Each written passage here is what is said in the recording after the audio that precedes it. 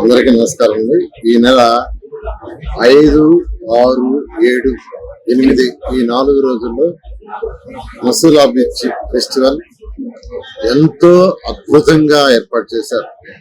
నేను ఇక్కడికి వచ్చేటప్పుడు ఇంత ఎక్స్పెక్ట్ చేయలేదు. ఎంతో అద్భుతంగా అంటే ఈ కబడ్డీ పోటీలు ఏర్పాటు చేయడం కానీ, వాలీబాల్ కానీ, బోట్ పోటీలు కానీ, అనేక పోటీలని, అనేక కార్యక్రమాలు యాక్చువల్ గా అద్భుతంగా ఈ యొక్క జిల్లా మంత్రి కొల్లు రవీంద్ర గారు కావచ్చు, అదేవిధంగా టూరిజం మంత్రివర్యులు, అదేవిధంగా స్పోర్ట్స్ సంబంధించిన మంత్రివర్యులు వీళ్ళందరూ కలిసి జిల్లా అధికారులు ఎంతో అద్భుతంగా ఈ రోజు ఈ యొక్క ఫెస్టివల్ ని 4 days ఏర్పాటు చేశారు. ఈ రోజు ఉదయాన్నే యాక్చువల్ గా నాకు మంత్రివర్యులు ఫోన్ చేశారు, సార్ మీరు ఇవాళ ఈవినింగ్ రావాలని. నాకు నెల్లూరులో ప్రోగ్రామ్ ఉంది, నేను పోవాలంటే కాదు మీరు రావాల్సిందంటే యాక్చువల్ గా నేను రావటం జరిగింది. నేను కూడా ఇక్కడికి రావటం వల్ల మిగతా ప్రజలు ఎలా అయితే కొంత రిలాక్స్ అవుతారో నేను కూడా యాక్చువల్ నిజంగా రిలాక్స్ అయ్యాను. నిజంగా ఇక్కడికి రావటం, ఆ కబడ్డీ పోటీలు గ్యాలరీలో కూర్చున్నాం, నేను రవీంద్ర గారు గ్యాలరీలో చక్కగా కూర్చున్నాం. అదేవిధంగా వాలీబాల్ యాక్చువల్గా ఆడుతుంటే ఆడవే చక్కగా ఇద్దరు ఆడారు. అంటే ఒక రిలాక్సేషన్.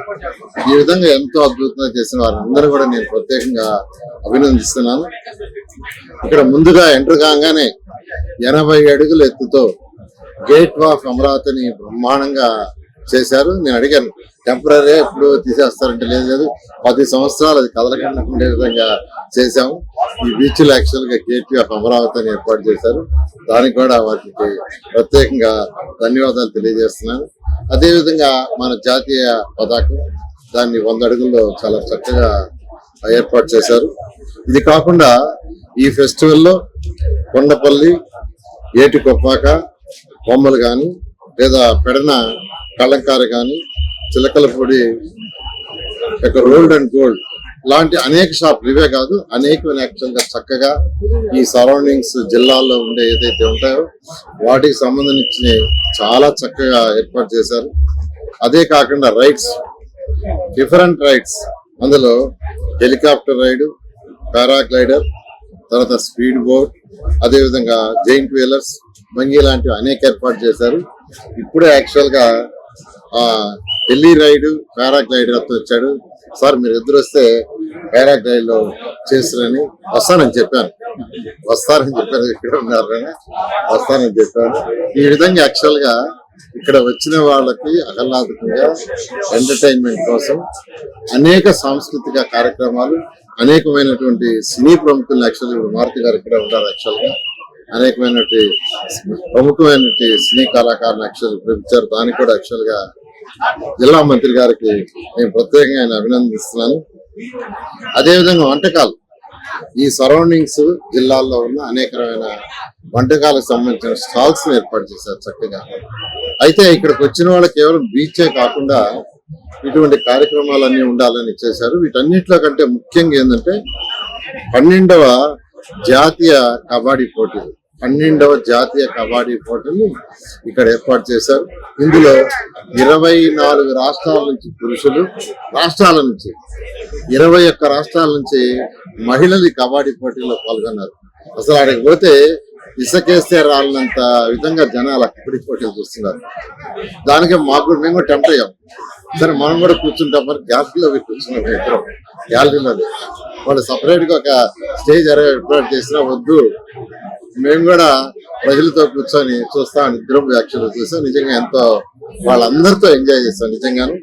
అదేవిధంగా 3వ జాతీయ కయాంకిరి పోటీలు చాలా చక్కగా ఏర్పాటు చేశారు. 16 రాష్ట్రాల నుంచి 600 మంది పోటీ పడ్డారు. ఇది 3వ జాతీయ పోటీ. అది కాకుండా ఫస్ట్ టైం ఏపీలో ఏర్పాటు చేశారు. అదేవిధంగా వాలీబాల్ లో కూడా 8 జట్లు పురుషులు, 4 జట్లు మహిళలు పాల్గొన్నారు. 2018లో జరిగింది ఫెస్టివల్, మళ్ళా తరపులా. అంటే తెలుగుదేశం ప్రభుత్వం ఉన్న 2014-19లో 2018లో ఆ రోజు కొల్లు రవీంద్ర గారి యొక్క ఆధ్వర్యంలో జరిగింది. మళ్ళా ఇప్పుడు 2024 జరుగుతుంది. అప్పుడు 10 లక్షలు వచ్చింటే ఇప్పుడు దాదాపు 20 లక్షలు దాడతారని ఎస్టిమేట్ చేస్తున్నారు. అంతకంటే ఎక్కువ రావచ్చని. నేను యాక్చువల్ గా ఆ మచిలీపట్నం నుంచి ఇక్కడికి రావడానికి మాకు 2 గంటలు పట్టింది. ఏది మాకు ఎస్కార్ట్ ఉండి ఎస్కార్ట్ తో వస్తేనే 2 గంటలు పట్టింది. అలా యాక్చువల్ గా చాలా అద్భుతంగా చేశారు. అయితే ముఖ్యమంత్రి గారు పర్యాటక రంగాన్ని గురించి యాక్చువల్ గా చాలా హై ప్రయారిటీ ఇస్తారు. దాదాపు ప్రతి కేబినెట్ లో కూడా డిస్కస్ చేస్తారు. మొన్న కేబినెట్ లో కూడా ప్రత్యేకంగా డిస్కస్ చేశారు. ఎందుకంటే ఏ రాష్ట్రమైనా ఏ దేశమైనా డెవలప్ కావాలంటే పర్యాటక రంగం ఇంపార్టెంట్. ఎన్నో దేశాలు ఈరోజు వాళ్ళ జీడిపిలో మెజారిటీ పర్యాటక రంగం మీద ఉంది. యువతకు ఉద్యోగాలంటే పర్యాటక రంగం రావాలి. అందుకని ముఖ్యమంత్రి గారు హై ప్రయారిటీ 2014-19లో ఇచ్చారు. గత ప్రభుత్వం అయితే దాన్ని వదిలేసింది. దానికి సాక్ష్యం ఈ బీచ్ ఫెస్టివలే.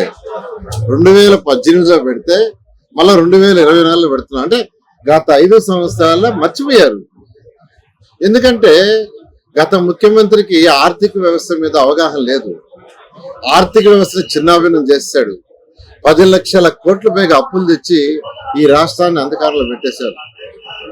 అప్పులు ఎవరు తీర్చాలి? మీరే. మనం అందరం కట్టే ట్యాక్సులతోనే తీర్చాలి. మనం కట్టే ట్యాక్సులతోనే అప్పులు వేసి వెళ్ళిపోయాడు. తీర్చే బాధ్యత మనందరం కట్టే ట్యాక్సులు చేశారు.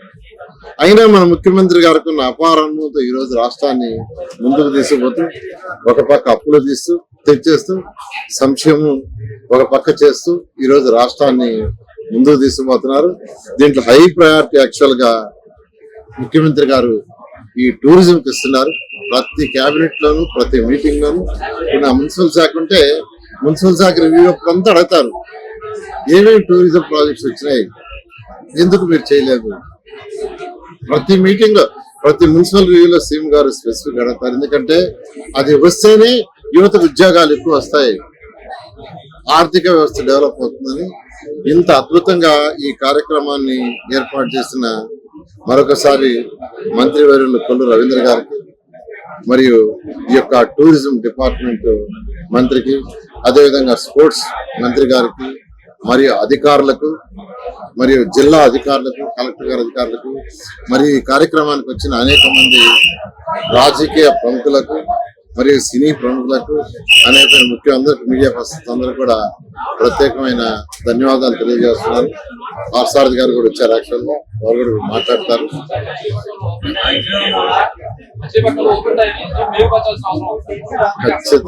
ఖచ్చితంగా అన్ని చేస్తాం. 1 by 1 నిధులు వస్తాయి, అన్ని వస్తాయి. అమృత స్కీమ్ ఒకటి ఉంది, ఏషియన్ ఇన్ఫ్రాస్ట్రక్చర్ ఇన్వెస్ట్మెంట్ స్కీమ్ ఉంది. ఎందుకంటే ఏషియన్ ఇన్ఫ్రాస్ట్రక్చర్ ఇన్వెస్ట్మెంట్ 2019 ఫిబ్రవరిలో నేను శాంక్షన్ చేయించా. 5,350 కోట్లు. 70% వాళ్ళు ఇస్తారు, 30% స్టేట్ ఇవ్వాలా. ఫస్ట్ ఇన్స్టాల్మెంట్ రిలీజ్ చేస్తే స్టేట్ ఇవ్వక అది క్లోజ్ అయిపోయింది మన జూన్ కి. మళ్ళా ముఖ్యమంత్రి గారికి రివైజ్ చేశాం. అమృత స్కీమ్ కేంద్ర ప్రభుత్వం 8,500 కోట్లు శాంక్షన్ చేసింది. 36.7% వాళ్ళు ఇస్తారు, మిగతా రాష్ట్ర ప్రభుత్వం ఇవ్వాలా. ఫస్ట్ ఇన్స్టాల్మెంట్ వాళ్ళు ఇస్తే రాష్ట్ర ప్రభుత్వం షేర్ ఇవ్వక అది ఆగిపోయింది. దాన్ని కూడా రివైజ్ చేశారు. ఇట్లా అన్ని కూడా 1 by 1 రాష్ట్ర ప్రభుత్వం ఇప్పుడు ఖజానా కొద్దిగా మెరుగుపడుతుంది. సంక్షేమ పథకాలు చేస్తూ అభివృద్ధి పథకాలు కూడా ముందు తీసుకోవడం జరుగుతుంది. Thank you.